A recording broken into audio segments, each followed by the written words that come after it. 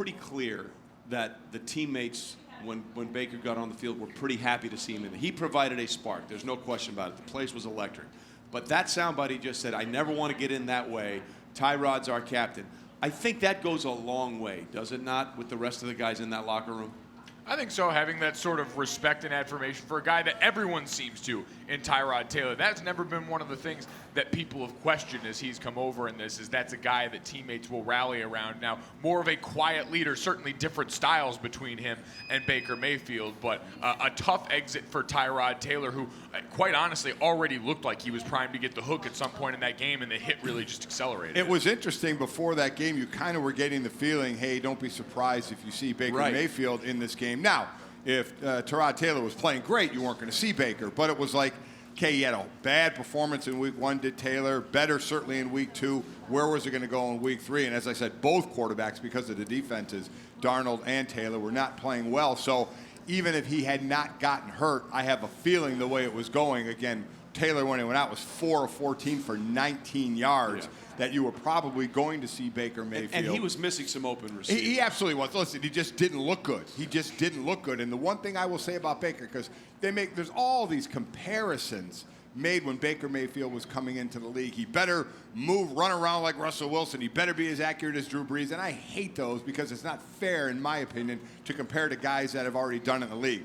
A more fair comparison, because he had just come out, was, hey, is this going to be like Johnny Manziel, about the same size as Baker's, a little heavier. Talk about comparisons he probably hates. Well, exactly right. And, you know, a guy that moves around to make plays, they couldn't be more different. Johnny Manziel came in and didn't prepare at all. Wasn't the team guy, is looking at playbooks while he's flying to Vegas, admitted he didn't study while he was a backup.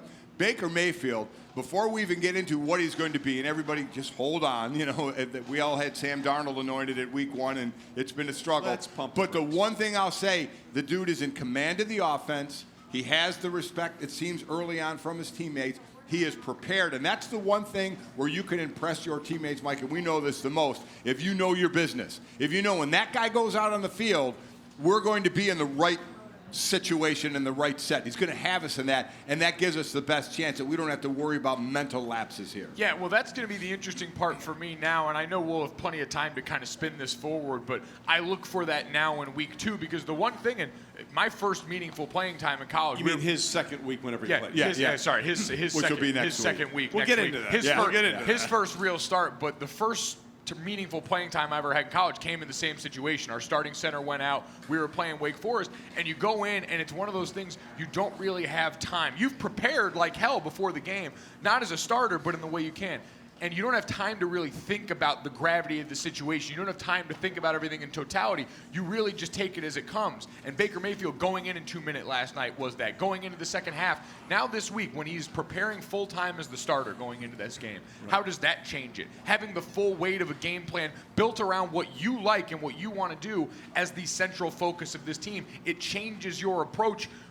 Regardless, I don't care how hard you prepare as a backup, it just changes your approach in all this, and I'm going to be interested to see if there's a little bit of a letdown off of what we saw, because there's more that goes into the process. Yes, because he is still a rookie. We're going to have to remember that as we go forward. Of course they won on a Thursday, and the last one I think was on a Saturday. The last time the Browns actually won on a Sunday was in December of 2015. And by the way, you're not considered at 500 when you have a tie. And so the week 1 tie with Pittsburgh, they were literally not at 500.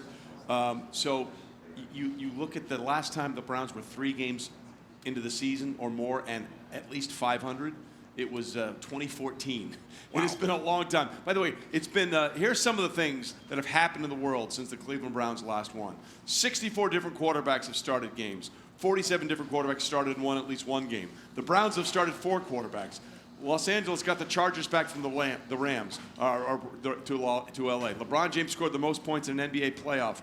The U.S. missed its first World Cup. 3 new Major League Soccer franchises debuted. Neymar became soccer's first $200 million transfer guy. 12 different NFL teams changed head coaches. Teams in 3 different sports had their first titles. The Washington Capitals had another heartbreaking Game 7 loss to Pittsburgh. I mean, all this kind of stuff has gone on since they won a game. They won a game. And by the way, let us just say first, foremost, yea, verily, henceforth, now and forever, Bud Light won.